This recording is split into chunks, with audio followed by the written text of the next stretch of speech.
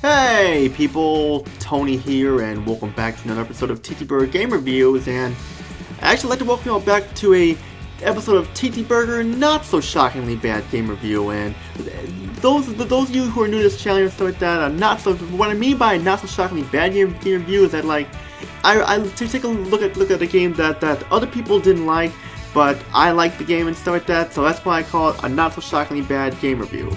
Now, for today, let's talk about the FMV game genre. Like, the FMV game genre is no stranger to gaming, mainly in the 90s, that if you owned like a PC or something like that and stuff. I mean, like, basically what an FMV game is, that it's basically like a game that plays that game but feels like a movie, like a interactive active movie and stuff like that too. And basically, like, you just control the game and how the movie plays out and stuff like that. It's basically what it is. Now, for the FMV game genre, a lot of people were not fans of this because, like I said, they felt like they were wasting money on something that just felt like a movie and stuff. But me, I like the FMV genre and stuff like that. I mean, there were some games I didn't like with the FMV genre and stuff, but like but there were a lot of them I like, and there are a lot of memorable games here for the FMV genre. Like, of course, if you go to Sega CD, you had games like Double Switch and Night Trap and Ground Zero Texas and stuff, and of course they had a lot of them on the 3DO and stuff. And those of you who are fan of FMV games know of the popular Wing Commander 3, Heart of the Tiger, and Wing Commander 4: Price of Freedom, which are pretty much the must-buys if you're looking for FMV games and stuff like that. And there were a lot of them here. I mean, a lot of them are great. Like, they had a lot of Star Wars ones too, and a lot of them were shit and stuff like that. But the one I'm gonna be looking at is one that got flopped very badly. It's one that got a lot of negative scores by critics and reviewers and stuff like that. They hated the game with a passion, but me, I like this game. This game is not bad at all. I mean, it does have a couple complaints I have and stuff, but the game overall, it's not a bad game at all. Instead, I'm gonna look at it for you right now. We have it right here. This is Fox Hunt by Capcom of America on the PlayStation and the PC. We're gonna look at the PlayStation version, it's the only one I have. And of course, like I said, this is an FMV game, so the whole game is full motion video, where it has live action actors and stuff like that. Just it's basically like all live action, full motion the whole time and stuff. So this really isn't gonna be a long review here and stuff, but it's gonna be like as much I can say here. But just basically, like I said, you just got the basics here. It's basically an interactive movie where you basically your choices affect the movie and stuff, and that's basically what it is, with multiple endings and stuff. And like I said, the game is not as bad as what people say it is. Stuff. I mean, a lot of people are calling this like one of the worst FMV games ever. But I'm gonna tell you guys why this game is great and stuff like that. But let's explain it. Talk about the story. Now, the story here is basically not the most original story ever. It's basically your dumbass protagonist turned spy and stuff like that, and you play as Jack Fremont, who's basically a dumbass and stuff like that and such, who eats junk food and hits on girls and stuff. And it's basically one of those dumbass cocky protagonists and stuff like that, who turns a spy and is supposed to have to save the world and such. And it's basically what it is.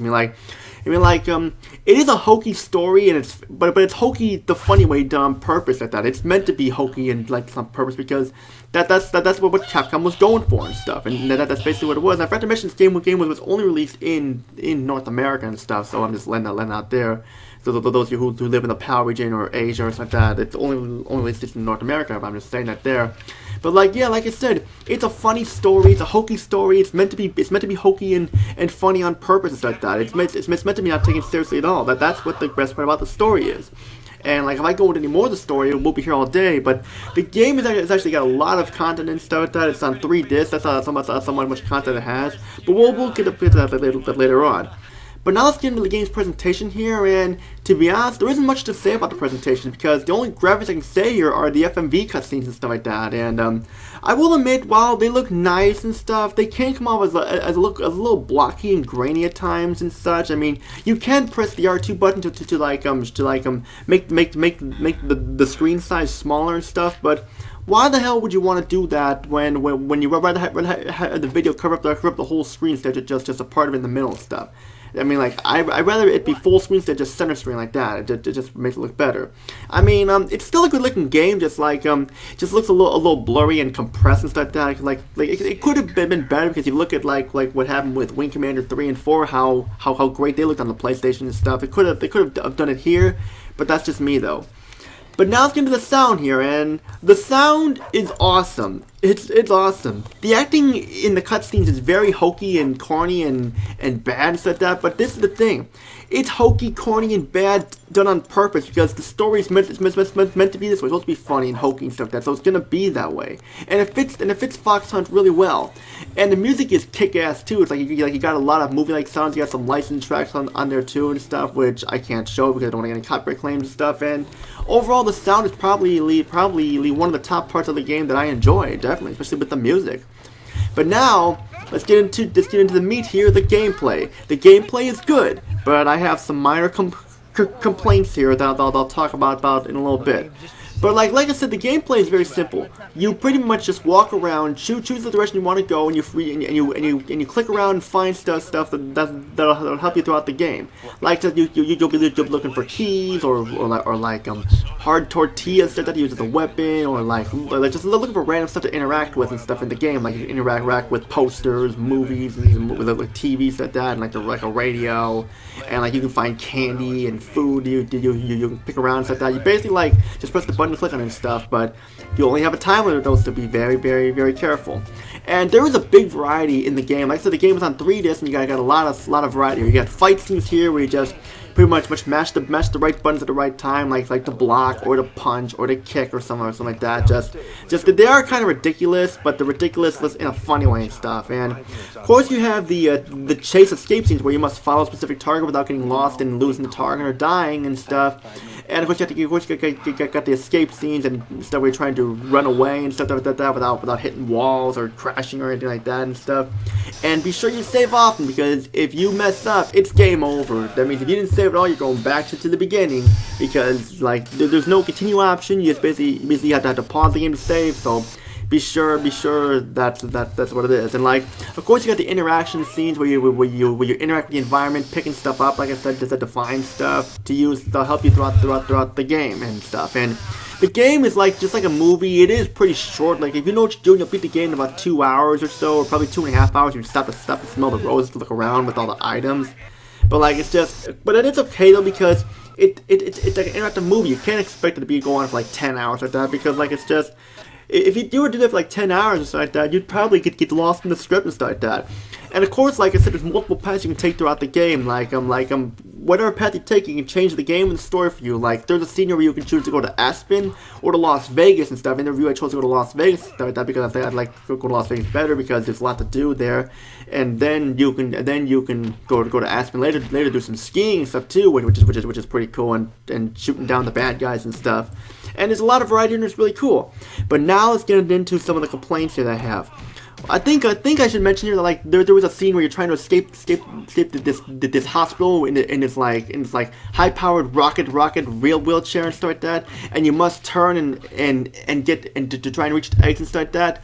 This part bothers me because like, playing this for the first couple times, if you don't know where to go, you're gonna get lost. You'll be spending hours trying to find where to go to reach the elevator and stuff like that. But it does take a little time to get used to and memorize the path. But still, it's not that big of an issue and stuff. But like, one of the weirdest things here is that when you have to change discs and stuff like that, like if you beat disc 1, go to disc 2, in order to continue the game, you have to reset or turn off your PlayStation in order to continue. I mean, that's just really weird, because I've never seen a game do that before. Like with Wing Commander 3 and 4, you didn't have to do that when you were swap a disc, or like with the Final Fantasy and the Paris Eve and stuff like that. So you didn't have to really do that to reset the console and stuff continue the story and stuff, because if you don't reset your PlayStation, you just get a preview of what is on the next disc, and you're basically gonna have to reset it and stuff, which just seems a little bit weird, because I've never seen a game do that before. We have to literally reset your PlayStation or so to continue the story.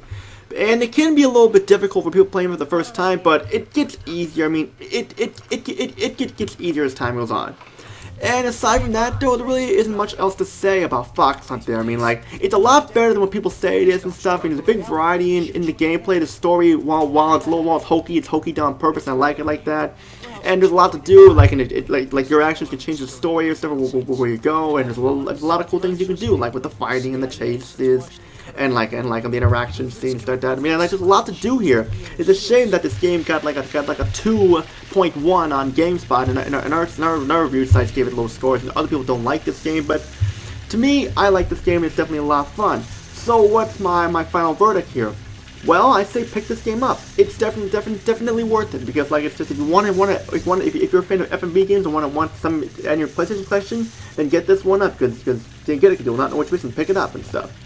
Now, what's the score I'll be giving it? Well, I already mentioned the complaints, like how resetting the console and the hospital scene, and it can be a little difficult and stuff and such. But like, it's just, I'm not really gonna take off that many points for it. So maybe the best score to give it is an 8 out of 10. Yeah, an 8 out of 10 is the best score to give this game. I mean, I'd say definitely pick this up. If you guys want to try it, definitely try it, because it's definitely worth it. It is short like a movie and stuff that you're not really much doing in the game, stuff like an interactive movie and stuff, but it still holds a place in my heart, because back in the day, in the 90s, when we were growing up, this stuff was considered cutting edge, and it can't get any better than this. And that's pretty much all I gotta say about Fox Hunt. Stay tuned for more videos coming up, and those of you new here, feel free to subscribe, like the video, comment down below, check out the other videos on my channel. Don't forget to join my Discord group called TTBurger Gamers United. I'm always looking for more people to join. That's pretty much all I gotta say. This is Tony.